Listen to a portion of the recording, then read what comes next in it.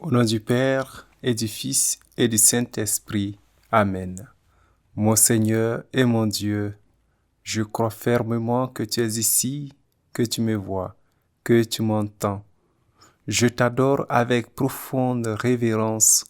Je te demande le pardon de mes péchés et la grâce de faire de mon mieux ces 10 minutes de prière. Marie, ma Mère Immaculée, et Saint Joseph, mon ange gardien et tous les saints, intercédez pour moi. Amen. Des hommes vivent dans une caverne depuis toujours.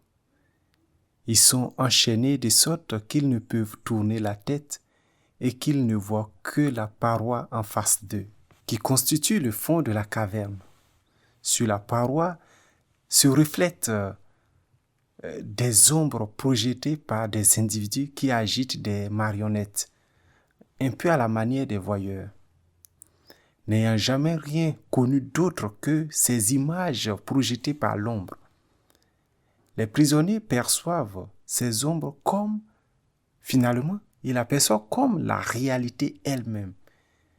Un jour, un prisonnier est libéré de sa condition et accède à la lumière. Bien sûr, avec beaucoup de souffrance puisqu'il n'a jamais vu la lumière elle-même. Mais il arrive à s'adapter à la situation de la lumière et voit les objets dans leur réalité. L'ancien prisonnier repense à ses compagnons et a pitié d'eux, eux qui ne voient que l'ombre depuis leur naissance et qui la considèrent comme la réalité d'ailleurs. C'est la fameuse allégorie de la caverne de Platon. Pour ceux qui ont étudié la philosophie, ils s'en souviennent. Et on dit parfois aussi le mythe de la caverne. Et Platon interprète pour dire que si ce prisonnier qui est sorti à la lumière retourne dans la caverne et parle des objets de leur réalité et essaie de convaincre ses amis pour leur dire que ce qu'ils sont en train de voir est l'ombre d'une autre réalité plus authentique, ces derniers diront qu'il a perdu la tête. Et certains même vont le mettre à mort parce que il a effectivement perdu la tête. Ils n'y croiront pas. Cette interprétation de Platon permet de bien planter le décor devant le test que le Seigneur nous propose dans l'évangile de ce matin. On peut faire coïncider cette interprétation que Platon fait du rejet de celui qui possède la vérité par ceux qui l'ignorent avec la critique que notre Seigneur Jésus formule dans la page de l'évangile d'aujourd'hui. Tu vois, notre Seigneur affirme qu'aucun prophète ne trouve un accueil favorable dans son pays. Ses concitoyens le rejettent et comme l'a dit Platon, certains le mettent à mort, convaincus de sa folie. Seigneur, nous sommes en marche vers Pâques. Avec toi, nous montons à Jérusalem, là où tu vas être arrêté, jugé, condamné, là où tu feras l'expérience de la mort pour nous donner la joie de la résurrection. Tu nous avertis aujourd'hui, pendant que nous sommes en chemin, de ce qui t'attend, le rejet, l'abandon, la mort. Aujourd'hui, Seigneur, je veux te dire que moi je crois.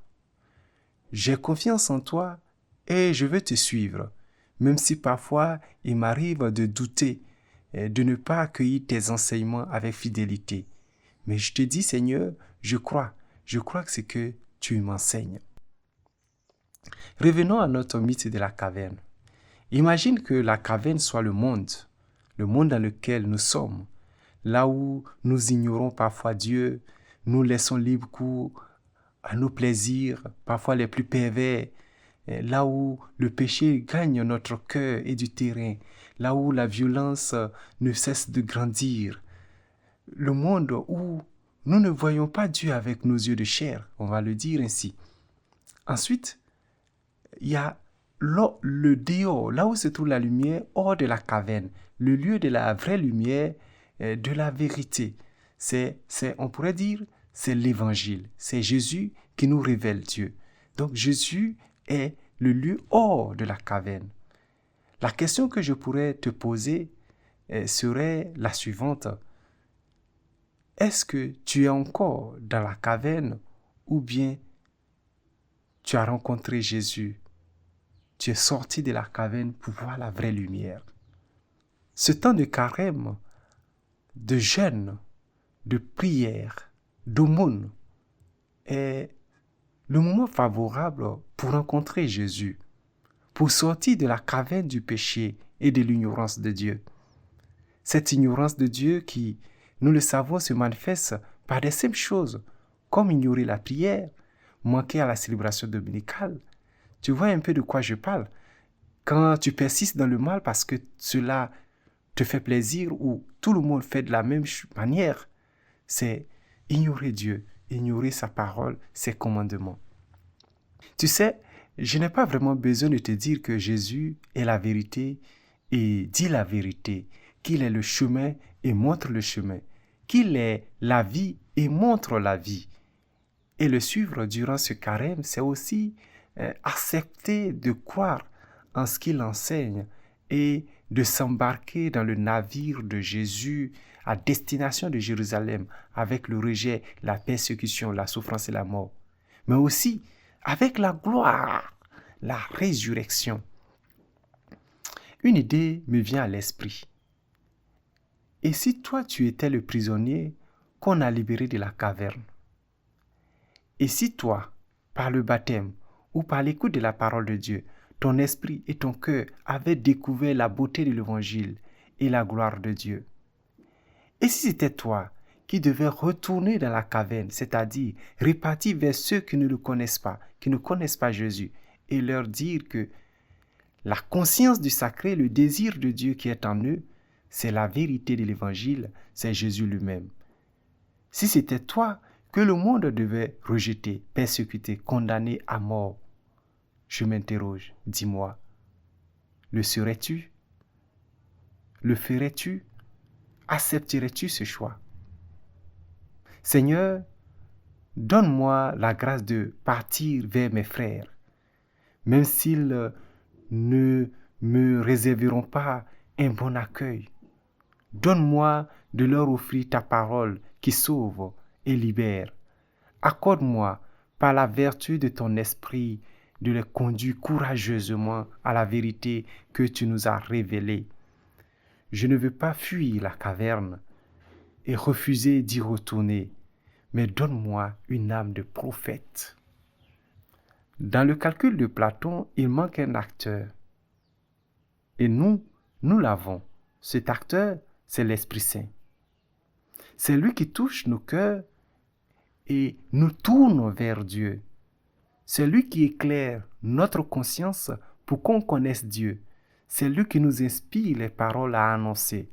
C'est lui qui met la charité dans le cœur de ceux qui vont recevoir l'enseignement pour qu'ils puissent se convertir.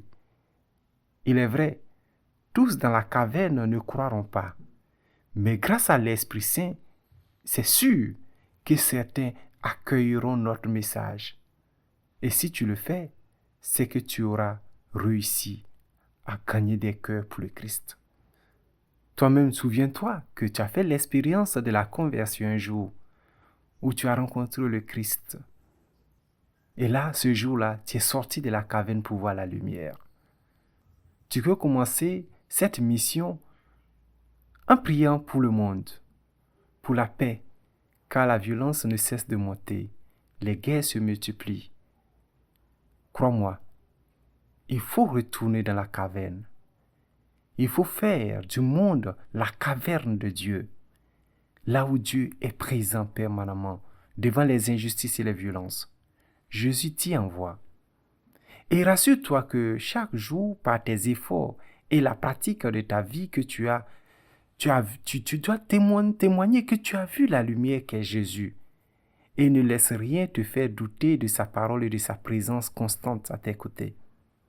Tu vois, c'est là ton carême devient caverne de Dieu, présence de Dieu.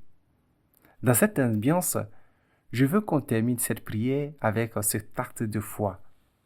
Mon Dieu, je crois fermement toutes les vérités que tu tu nous as révélé et que tu nous as enseigné par ta Sainte Église, parce que tu ne peux pas nous tromper, ni toi-même te tromper.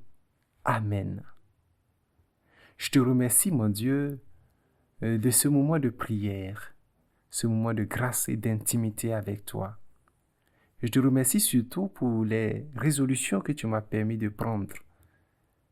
Donne-moi ta grâce, Seigneur, pour que je puisse les mettre en pratique, me transformer et devenir un instrument de ta gloire, pour vivre profondément ce carême. Marie, ma mère, Saint Joseph, mon ange gardien et tous les saints intercédez pour moi.